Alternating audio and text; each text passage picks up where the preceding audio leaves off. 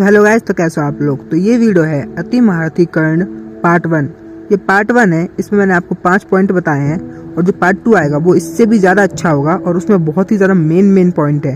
अगर आप पार्ट 1 को पहले देखते हो फिर पार्ट 2 को देखते हो तो आपको पूरी तरह से क्लियर हो जाएगा कि कर्ण एक अति महारथी थे। पार्ट 1 में मैं आपको 5 पॉइंट बताऊँगा और ये बताऊँगा कि पाँचों क्वालिटी कर्ण में थी, क्योंकि एक अति महारथी बनने के लिए कई सारी क्वालिटीज़ चाहिए पड़ती थी। जैसे कि जो योद्धा अति महारथी बनना चाहता है वो योद्धा 12 महारथियों के बराबर होना चाहिए और वो हर टाइप की इल्यूजन और मायाओं को काट सकने में सक्षम होना चाहिए। वो हर टाइप के वेपन चलाने में सक्षम होना चाहिए। वो एक ऑलराउंडर वॉरियर होना चाहिए। उसके पास दुनिया के सभी दिव्यास्त्र होने चाहिए। वो किसी भी सिचुएशन में युद्ध लड़ सकता हो और वो एकदम परफेक्ट वॉरियर हो। उसके पास हर अस्त्र चलाने की नॉलेज होनी चाहिए और वो सूल, फरसा, गदा, युद्ध हर चीज में निपुण होना चाहिए और वो तीनों लोकों में किसी को भी पराजित कर सके, इतना शक्तिशाली होना चाहिए। तो इस वीडियो में आपको इनमें से 5 पॉइंट के बारे में बताऊंगा। तो चलिए ये वीडियो शुरू करते हैं। जय Shri Ram. First point, allrounder, यानी कि वो वॉरियर हर टाइप के अस्त्र और शस्त्र चलाने में निपुण होना चाहिए। मतलब वो धनुष भी चला लेता हो, वो गदा युद्ध भी कर लेता हो, वो तलवारबाजी भी कर लेता हो, वो शूल भी फेंक लेता हो और वो मल्ल युद्ध भी कर लेता हो। तो आपको पता ही होगा कि कर्ण एक ऑलराउंडर वॉरियर थे और उन्होंने कई बार साबित भी किया था। एक बार कर्ण और जरासंध के युद्ध के दौरान जब इन दोनों का युद्ध हो जाता है तो सबसे पहले ये दोनों धनुष से युद्ध कर रहे थे। धनुष के बाद ये दोनों गदा युद्ध पे उतर आए। उसके बाद ये लोग तलवारबाजी पे उतर आए। उसके बाद ये लोग मल्ल युद्ध पे उतर आए और कर्ण ने अनडिफीटेड जरासंध को मल्ल युद्ध में पराजित कर दिया था, जो कोई नहीं कर पाया था। इसके अलावा एक बार जब गंधर्वों ने कर्ण पे अटैक कर दिया था, उस समय कर्ण के पास धनुष नहीं था। उस समय कर्ण ने अकेले ही 2 बार गंधर्वों को पराजित किया था। उस समय कर्ण के पास धनुष नहीं था, लेकिन जो भी कर्ण को मिलता था, सूल, फरसा, तलवार, गदा, जो भी मिलता था, कर्ण उससे युद्ध करते थे और वो सिपाहियों के तलवारों को लेकर युद्ध करते थे। उन्होंने 2 बार गंधर्वों को हरा दिया था और तीसरी बार भी लगभग हरा ही दिया था। और मल्ल युद्ध में कर्ण ने अनडिफीटेड जरासंध को पराजित किया था और कर्ण ने भीम को भी मल्ल युद्ध में पराजित कर दिया था।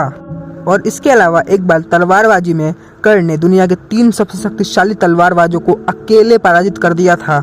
वो थे नकुल, सहदेव समेत उनका एक और दोस्त, जो तीनों तलवारबाजी में दुनिया के सबसे शक्तिशाली योद्धा थे, पर कर्ण ने अकेले ही बड़ी आसानी से इन तीनों को तलवारबाजी में हरा दिया था। भगवान परशुराम ने कर्ण को हर अस्त्र शस्त्र चलाने में निपुण बनाया था। भगवान परशुराम ने कर्ण को एक सबसे शक्तिशाली योद्धा बनाया था। अब अगले पॉइंट की बात कर लेते हैं। वो है हर टाइप की माया को काटने में सक्षम होना चाहिए। आपको तो पता ही होगा, कर्ण और घटोत्कच के युद्ध के दौरान घटोत्कच ने कर्ण के ऊपर 1000 से भी ज्यादा माया यूज की थी, पर कर्ण ने बड़ी आसानी से उनको काट डाला था। आपको ये बात पता नहीं होगी, लेकिन घटोत्कच ने जो माया यूज की थी वो उसे देवराज इंद्र ने दिलवाई थी। देवराज इंद्र ने कर्ण का वध करने के लिए घटोत्कच को बहुत ज्यादा पावरफुल बनाया था। उन्होंने घटोत्कच को कई सारे देवताओं से और खुद ने कई सारी माया और कई सारी पावर्स दी थी, पर कर्ण ने बड़ी आसानी से उन सभी मायाओं को और उन सभी पावरों को काट डाला था। कर्ण ने उस समय 1000 मायाओं को काट दिया था। अगला पॉइंट, जो योद्धा किसी भी सिचुएशन में युद्ध कर सके, मतलब कितनी भी बुरी सिचुएशन हो पर वो योद्धा हार न माने, वो योद्धा युद्ध करे। कर्ण ने गंधर्व युद्ध के दौरान जब कर्ण के पास कुछ भी नहीं था, कर्ण नशे की हालत में थे, कर्ण के पास कोई अस्त्र शस्त्र नहीं था, कर्ण निहत्थे थे, फिर भी कर्ण ने 2 बार गंधर्वों को पराजित कर दिया था।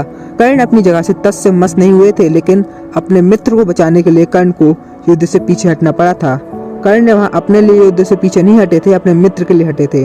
अगली बात, कर्ण और अर्जुन 14वें दिन का युद्ध। उस दिन कर्ण सुबह से लेकर शाम तक युद्ध कर रहे थे। वो भी लगातार युद्ध कर रहे थे। कर्ण बुरी तरह से घायल हो चुके थे, लेकिन अपनी सेना टूट न जाए उसके बाद भी कर्ण ने अर्जुन से युद्ध किया और उस समय अर्जुन के आगे स्वयं महादेव थे, लेकिन अर्जुन फिर भी कुछ नहीं कर पाए कर्ण का। हाँ, वो भारी पड़ गए थे कर्ण के ऊपर, लेकिन कर्ण भले ही अधमरी हालत में थे, उन्होंने अपनी सेना को बचा लिया था उस समय। अगली बात, और ये सबसे बड़ी बात है इस पॉइंट का, वो था 17वें दिन का कर्ण अर्जुन युद्ध। इस दिन कर्ण के तीनों श्राप कर्ण के ऊपर हावी थे, वो भी चरम सीमा पे। कर्ण को शल्य बुरी बातें कह रहे थे। कर्ण को कुंती माता ने इमोशनली टॉर्चर किया था। कर्ण को भीष्म ने अर्धरथी कह के पुकारा था। कर्ण के सामने भगवान श्री कृष्ण की पॉलिटिक्स थी। भगवान श्री कृष्ण और भगवान हनुमान अपने युद्ध के नियमों को तोड़ करके अर्जुन की रक्षा कर रहे थे। हर चीज कर्ण के अगेंस्ट में थी। कर्ण अपनी समग्र विद्या भूलता जा रहा था। कर्ण के रथ का पहिया धरती में धंस चुका था। कर्ण बहुत ज्यादा व्याकुल हो चुके थे। कर्ण की सेना ने कर्ण का साथ छोड़ दिया था और भी बहुत सारी चीजें हो चुकी थी, लेकिन इतनी खतरनाक सिचुएशन में भी कर्ण ने हार नहीं मानी। कर्ण इतनी खतरनाक तरीके से युद्ध लड़ा कि भगवान श्री कृष्ण को अर्जुन की 4 बार जान बचानी पड़ गई थी और एंड में कर्ण ने अर्जुन के ऊपर एक ऐसा तीर मारा, अर्जुन कपकपाते हुए अपने रथ में ही गिर पड़े थे। और जब कर्ण अपने रथ का पहिया बाहर निकाल रहे थे तो कर्ण ने पूरी पृथ्वी को 4 अंगुल ऊपर उठा दिया। कर्ण ने इस जगह पे इतने सब कुछ होने के बाद भी, भगवान को अपने सामने पाने के बाद भी, स्वयं नारायण और महादेव के अवतारों को अपने शत्रुओं की मदद करते हुए देखते हुए भी और उनसे युद्ध लड़ गया था कर्ण, वो भी अकेला, जबकि उसके सभी श्राप उस पर हावी हो चुके थे और कर्ण बहुत ही ज्यादा व्याकुल हो चुके थे। लेकिन फिर भी कर्ण ने अर्जुन को पराजित कर दिया था। और ऐसे ही एक बार घटोत्कच के साथ युद्ध होने के दौरान कर्ण की सेना ने कर्ण का साथ छोड़ दिया था। कर्ण एक आम धनुष से युद्ध कर रहे थे, पर कर्ण तो कर्ण थे। कर्ण ने अपने आम धनुष से ही घटोत्कच को नानी याद दिला दी थी। घटोत्कच से फेंके हुए भगवान शिव के वज्र को कर्ण ने अपने हाथों से पकड़ लिया था, जबकि ये घटोत्कच हजारों गुना ज्यादा शक्तिशाली हो चुका था और शिव जी का वज्र भी हजारों गुना ज्यादा शक्तिशाली हो गया था। कर्ण ने घटोत्कच से दिव्य चक्र को अपने आम तीरों से काट डाला था। कर्ण ने घटोत्कच की हजारों मायाओं को आम तीरों से ही काट डाला था। कर्ण किसी भी सिचुएशन में युद्ध कर सकते थे। यहाँ से आपको पता चलता है कि कितने भी बुरी सिचुएशन हो, कर्ण बहुत ही इजीली उस सिचुएशन को हैंडल कर सकते थे। अगला पॉइंट, जो योद्धा परफेक्ट हो, यानी उसकी हाइट वेट सब परफेक्ट हो, यानी उसका बॉडी स्ट्रक्चर परफेक्ट हो, उसका मेंटल स्ट्रेंथ बहुत ज़्यादा हो, उसका फिजिकल स्ट्रेंथ बहुत ज़्यादा हो, वो पूरी तरह से एक परफेक्ट वॉरियर हो, तो कर्ण एक परफेक्ट वॉरियर था। कर्ण का फिजिकल स्ट्रेंथ बहुत ज़्यादा था। कर्ण ने जरासंध भीम को युद्ध में हराया था। कर्ण ने पूरी पृथ्वी को 4 अंगुलों पर उठा दिया था। कर्ण का मेंटल स्ट्रेंथ तो इतना था कि श्राप मिलने के बावजूद कर्ण ने 2 बार ब्रह्मास्त्र को आवाहित कर लिया था। और कर्ण का बॉडी स्ट्रक्चर भी परफेक्ट था। कर्ण का बॉडी स्ट्रक्चर 8 रत्नीय था, जो कि भगवान श्री कृष्ण जितना था। महाभारत के काल में सिर्फ कर्ण और भगवान श्री कृष्ण का बॉडी स्ट्रक्चर ही 8 रत्नीय था।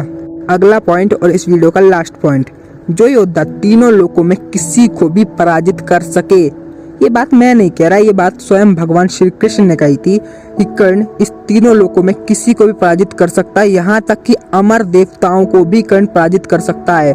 श्री कृष्ण यूँ कहते हैं कि तीनों लोगों के सभी देवी देवता, सभी असुर, सभी गंधर्व, सभी राक्षस अर्जुन अपने गांडीव को तान करके, मैं अपने सुदर्शन चक्र को उठा करके भी कर्ण से युद्ध लड़ेंगे, तब भी वो अकेला हम सबको पराजित कर देगा।